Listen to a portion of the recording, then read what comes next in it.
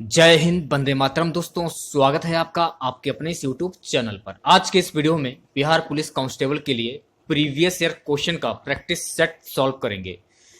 तो खुद से प्रयास कीजिएगा। सबसे पहले सभी क्वेश्चन के आंसर देने का 2 से 3 सेकंड के बाद मैं आंसर क्लियर कर दूंगा। तो इस वीडियो को पूरा जरूर देखिए। यदि वीडियो अच्छा लगे वीडियो को लाइक करें, शेयर करें। चैनल पर पहले विजिट कर रहे हैं तो चैनल को सब्सक्राइब कर लें।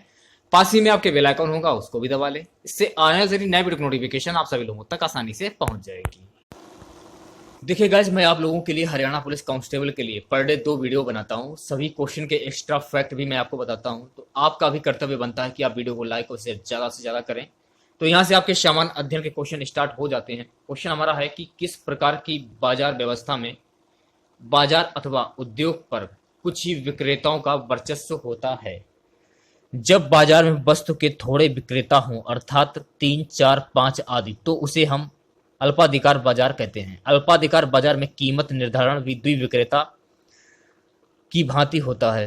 कुछ वस्तुओं के बाजार जैसे कि सीमेंट, पेट्रोल आदि अल्पाधिकार के उदाहरण हैं। अल्पाधिकार बाजार व्यवस्था में बाजार अथवा उद्योग पर कुछ विक्रेताओं का वर्चस्व होता है। तो सी वाला जो ऑप्शन है आपका बिल्कुल करेक्ट हो जाएगा।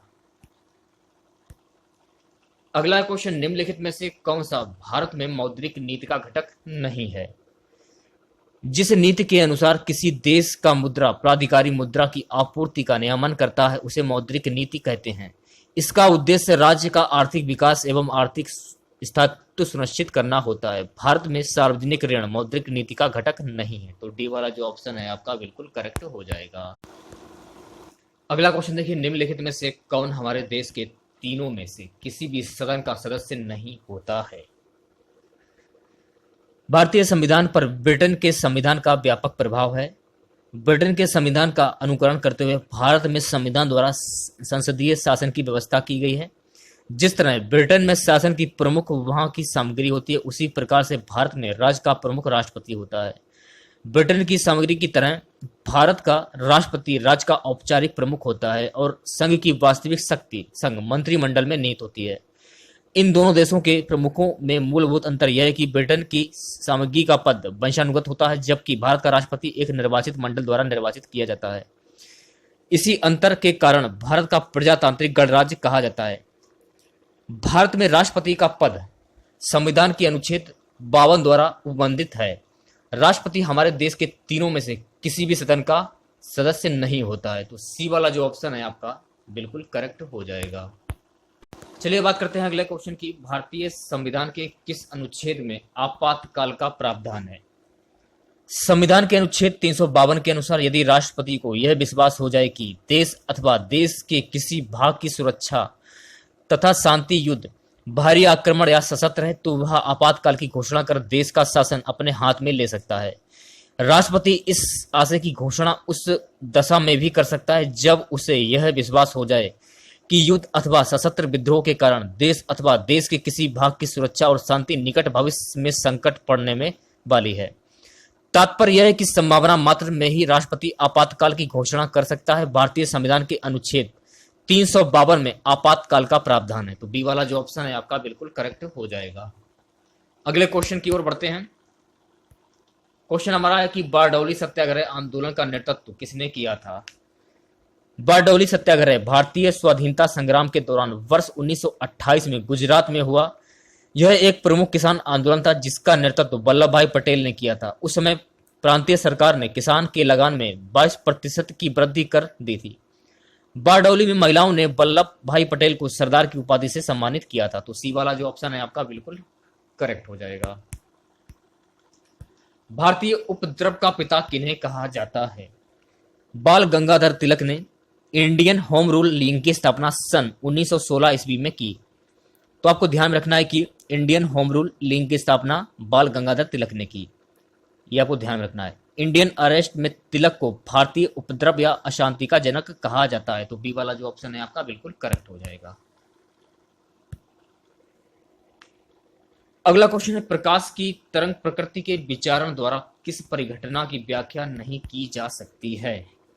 प्रकाश की तरंग प्रकृति के विचारण द्वारा प्रकाश का विपरिवर्तन, प्रकाश विद्युत प्रभाव, या प्रकाश का परावर्तन की व्याख्या नहीं की जा सकती है। प्रकाश ऊर्जा का एक रूप होता है जिसकी उपस्थिति द्वारा हम वस्तुओं को देखते हैं। प्रकाश तरंगें विद्युत चुंबकीय तरंगें होती हैं, इसलिए इन तरंगों के संचरण के किसी माध्यम की आवश्यकता नहीं होती है। वे निर्वात में भी गति कर सकते हैं। हवा में या निर्वात में इन तरंगों की चाल अधिकतम होती है। तो इस क्वेश्चन से आप लोगों को इतनी जानकारी प्राप्त हो जाती है। तो डी वाला जो ऑप्शन है आपका उपयुक्त सभी बिल्कुल करेक्ट हो जाएगा। अगला क्वेश्चन, भारतीय राष्ट्रीय उद्यान किस राज्य में है? मानस राष्ट्रीय उद्यान असम में स्थित है। इसे 1985 में विश्व धरोहर सूची में शामिल किया गया था। यह लुप्त प्राय जीवों, असम छत वाले कछुए, हेबिट खरगोश, गोल्डन लैंगूर एवं पेगी हॉन्ग के लिए जाना जाता है। तो सी वाला जो ऑप्शन है आपका बिल्कुल करेक्ट हो जाएगा। फिल्म सुल्तान का जग घूमिया गीत किसने गाया है? सुल्तान फिल्म वर्ष 2016 में प्रदर्शित की गई थी। इसमें सलमान खान एवं अनुष्का शर्मा मुख्य भूमिका में थे। इस फिल्म का जग घूमिया गीत पाकिस्तानी गीतकार राहत फतेह अली खान ने गाया था। तो सी वाला जो ऑप्शन है आपका बिल्कुल करेक्ट हो जाएगा। अगला क्वेश्चन देखिए कि संगमरमर की एक कायांतरित चट्टान है। संगमरमर का निर्माण चूना पत्थर के कायांतर से होता है। कायांतरित का निर्माण दाब, ताप एवं रासायनिक क्रियाओं द्वारा आग्नेय एवं अवसादी चट्टानों के बदलने से होता है। तो बी वाला जो ऑप्शन है आपका बिल्कुल करेक्ट हो जाएगा। अगला क्वेश्चन, चंबल नदी के तट पर कौन सा शहर स्थित है? चंबल नदी यमुना नदी की एक सहायक नदी है। इसकी उत्पत्ति महू मध्य प्रदेश में जाना पाव पहाड़ी से होती है। राजस्थान, मध्य प्रदेश एवं उत्तर प्रदेश तीन राज्यों से होकर यह गुजरती है। यह यमुना नदी में उत्तर प्रदेश में इटावा में मिलती है। तो इस क्वेश्चन का डी वाला जो ऑप्शन है आपका कोटा बिल्कुल करेक्ट हो जाएगा। अगले क्वेश्चन की बात करते हैं कि क्वेश्चन है कि तराइन का युद्ध पृथ्वीराज चौहान और किनके बीच में लड़ा गया था? तराइन का प्रथम युद्ध 1191 ईस्वी में तथा द्वितीय युद्ध 1192 ईस्वी में पृथ्वीराज चौहान और मोहम्मद गौरी के बीच में लड़ा गया था। प्रथम युद्ध में पृथ्वीराज चौहान जीता जबकि द्वितीय युद्ध में मोहम्मद गौरी जीता था। तो बी वाला जो ऑप्शन है आपका बिल्कुल करेक्ट हो जाएगा। द्वितीय विश्व युद्ध किस वर्ष में हुआ था? द्वितीय विश्व युद्ध का प्रारंभ 1 सितंबर 1939 को तथा समाप्ति 2 दिसंबर 1945 को हुई थी। इस युद्ध में अमेरिका ने 1945 में जापान के हिरोशिमा एवं नागासाकी पर परमाणु हमला किया था। उसी वाला जो ऑप्शन है आपका बिल्कुल करेक्ट हो जाएगा। इसरो ने भारत के पहले उपग्रह का निर्माण किया जिसे किस रूप में जाना जाता है? ISRO Indian space research organisation द्वारा निर्मित भारत का प्रथम उपग्रह आर्यभट्ट था। इसे 19 अप्रैल 1975 में प्रक्षेपित किया गया था।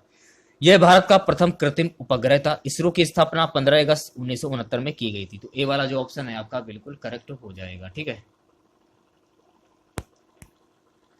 अगला क्वेश्चन देखिए, अपूर्वी चंदेला ये किससे संबंधित है?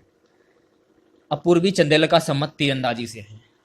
बी वाला जो ऑप्शन है आपका बिल्कुल करेक्ट हो जाएगा। अगला क्वेश्चन, द ब्रोकन विंग्स नामक पुस्तक किसने लिखा है?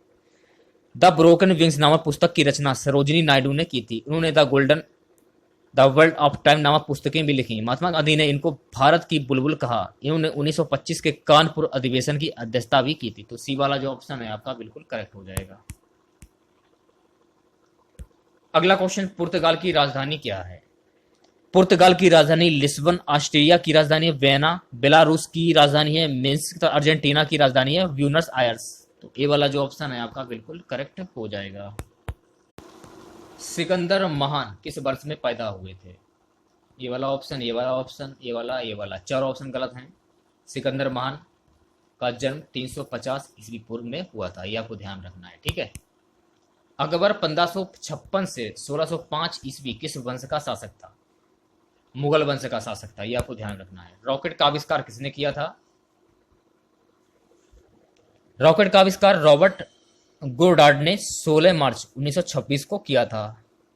तो सी वाला जो ऑप्शन है आपका बिल्कुल करेक्ट हो जाएगा। भारत का संविधान दिवस को कहा जाता है? भारतीय संविधान को संविधान सभा ने 26 नवंबर 1949 को अपनाया था। 26 नवंबर को प्रतिवर्ष संविधान दिवस मनाया जाता है। बी वाला जो ऑप्शन है आपका बिल्कुल करेक्ट हो जाएगा। अगला क्वेश्चन, भारतीय संविधान का अनुच्छेद 44 नागरिकों के लिए समान नागरिक संहिता किससे संबंधित है? भारतीय संविधान का भाग जो आपका 4 है, अनुच्छेद 36 से 51 का संबंध राजनीति निर्देशक तत्वों से है। अनुच्छेद 44 में नागरिकों के लिए सामान्य नागरिक संहिता का वर्णन है। तो ए वाला जो ऑप्शन है आपका बिल्कुल करेक्ट हो जाएगा। अगला है क्वेश्चन, वह प्रथम भारतीय क्रिकेट खिलाड़ी कौन था जिसने टेस्ट मैच में 13 शतक बनाया था? वीरेंद्र सहवाग पहले खिलाड़ी थे जिन्होंने टेस्ट मैच में 13 शतक बनाया था। वर्ष 2004 में मुल्तान में पाकिस्तान के विरुद्ध 309 रन, वर्ष 2008 में चेन्नई में दक्षिण अफ्रीका के विरुद्ध 318 रन। इतनी चीजें आपको ध्यान रखनी है, ठीक है। नेक्स्ट क्वेश्चन की बात करते हैं। क्वेश्चन हमारा है कि द अरेबियन नाइट्स पुस्तक किसने लिखी है? द अरेबियन नाइट्स पुस्तक की रचना वर्ष 1885 में रिचर्ड बर्टन ने की थी। Richard Burton. तो डी वाला जो ऑप्शन है आपका बिल्कुल करेक्ट हो जाएगा। अगला क्वेश्चन, भारत के राष्ट्रीय ध्वज में स्थित अशोक चक्र की तीलियों वाला एक चक्र है। भारत के राष्ट्रीय ध्वज में नीले रंग का अशोक चक्र है जिसमें 24 तीलियां हैं। यह चक्र विकास का प्रतीक है। ध्वज का केसरिया रंग बलिदान का, सफेद रंग सत्य एवं शांति का तथा हरा रंग प्रगति का प्रतीक है। डी वाला जो ऑप्शन है आपका बिल्कुल करेक्ट हो जाएगा। देखिए गाइस, यहां से आपके जनरल हिंदी के क्वेश्चन स्टार्ट हो जाते हैं। क्वेश्चन है कि सुकृत वर्ण से सुंदर है, इस वाक्य में कौन सा कारक है? इसमें होगा आपका अपादान कारक। अपादान कारक का अर्थ है अलग होना। संज्ञा या सर्वनाम के जिस रूप से अलग होने का भाव प्रकट हो वहां अपादान कारक होता है। इसका चिन्ह से होता है जैसे पहाड़ों से झरना बहा। बी वाला जो ऑप्शन है आपका बिल्कुल करेक्ट हो जाएगा। निम्नलिखित में से किस वाक्य में भविष्य काल है? क्रिया के जिस रूप से कार्य के करने या होने के समय का ज्ञान होता है उसे काल कहते हैं। उपयुक्त वाक्य में भविष्य काल निरूपित हो रहा है। यहां सामान्य भविष्यत काल है। तो ए वाला जो ऑप्शन है आपका बिल्कुल करेक्ट हो जाएगा। अगला क्वेश्चन की परिमल शब्द का समानार्थी शब्द का चयन करें। बी वाला जो ऑप्शन है आपका सर्वोत्तम गंध बिल्कुल करेक्ट हो जाएगा। अगला क्वेश्चन की वक्र शब्द का सही विलोम क्या होगा? वक्र शब्द का अर्थ होता है टेढ़ा या घुमावदार।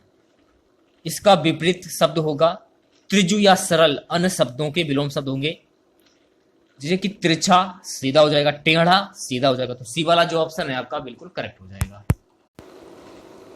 अगला क्वेश्चन, अभिनव परीक्षा में प्रथम आने के लिए कड़ी मेहनत कर रहा है, रिक्त स्थान के लिए उपयुक्त मुहावरा छांटिए। तो ये मुहावरा है तो खून पसीना एक करना। तो बी वाला जो ऑप्शन है आपका बिल्कुल करेक्ट हो जाएगा। अभिनव परीक्षा में प्रथम आने के लिए खून पसीना एक कर रहा है। 9 तो 11 होने का मुहावरे का अर्थ क्या होगा?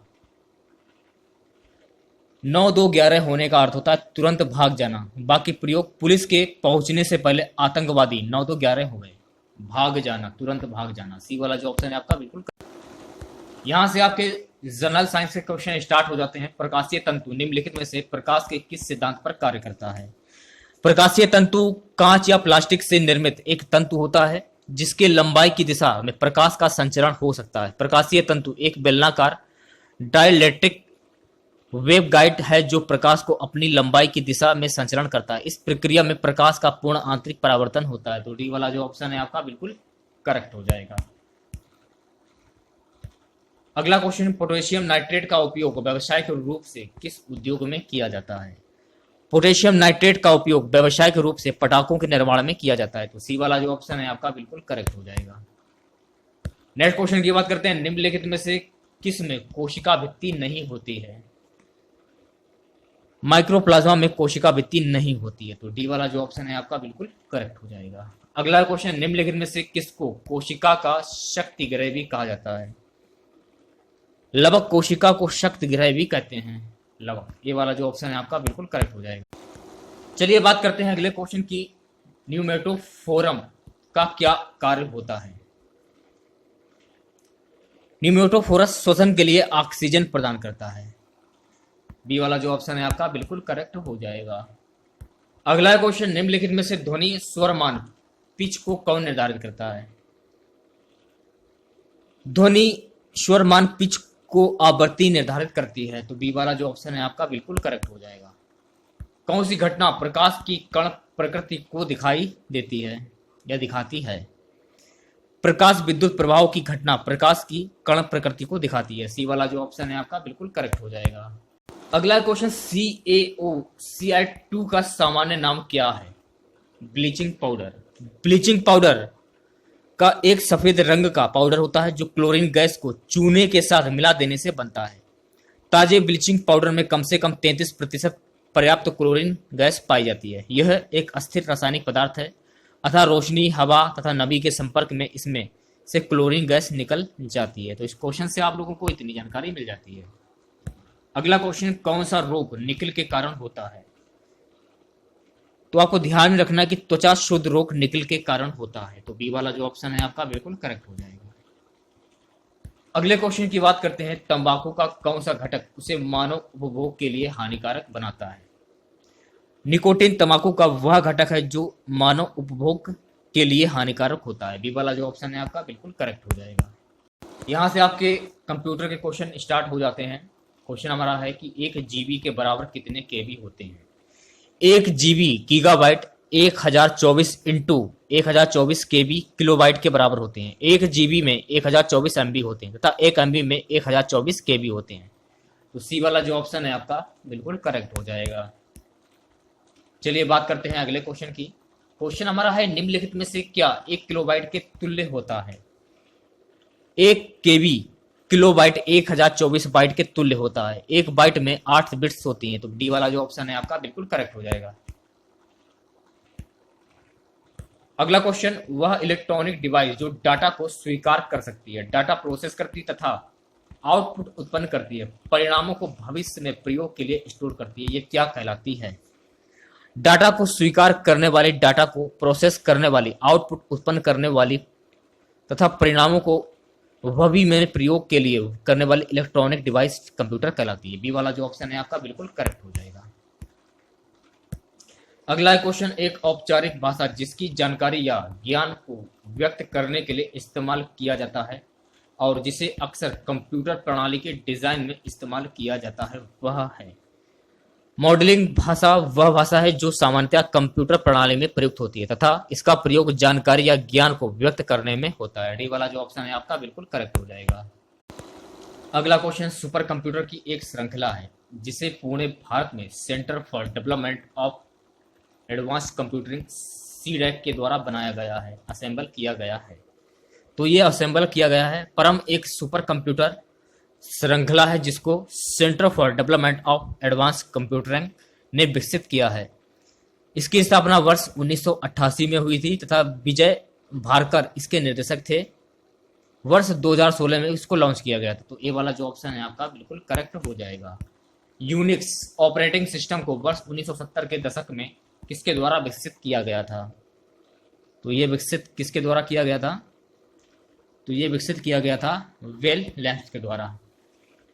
यूनिक्स ऑपरेटिंग सिस्टम को वर्ष 1970 के दशक में वेल ब्लैक्स में विकसित किया गया था। इसके विकास में कर्मचारी डेनिस रिची ने योगदान दिया था। तो डी वाला जो ऑप्शन है आपका सही हो जाएगा। ठीक है।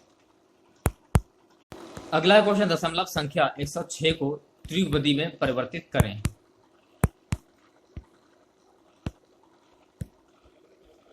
बी वाला जो ऑप्शन है आपका बिल्कुल करेक्ट हो जाएगा। गणना कंप्यूटिंग करने के जनक के रूप में किसे जाना जाता है? चार्ल्स बेबेज को कंप्यूटर का जनक माना जाता है। उन्होंने सर्वप्रथम कंप्यूटर का आविष्कार किया था। सी वाला जो ऑप्शन है आपका बिल्कुल करेक्ट हो जाएगा। एक डॉक्यूमेंट की एक तरीके से व्याख्या करने के लिए एक व्याकरण जो वाक्य रचना के कारण टेक्स्ट से अलग पहचाना जाता है, जैसे HTML है। मार्कअप लैंग्वेज एक ऐसा सिस्टम है जिसमें किसी डॉक्यूमेंट को इस प्रकार प्रदर्शित किया जाता है जिसकी व्याकरण वहां की टेक्स्ट से अलग होती है। सी वाला जो ऑप्शन है आपका बिल्कुल करेक्ट हो जाएगा। आज का हमारा सबसे लास्ट क्वेश्चन रहेगा, कंप्यूटर विज्ञान में ASP का विस्तारित रूप क्या है? बी वाला जो ऑप्शन है आपका आवेदन सेवा प्रदाता। कंप्यूटर विज्ञान में ASP का अर्थ होता है एप्लीकेशन सर्विस प्रोवाइडर, आवेदन सेवा प्रदाता। तो बी वाला जो ऑप्शन है आपका ये सही हो जाएगा। ठीक है।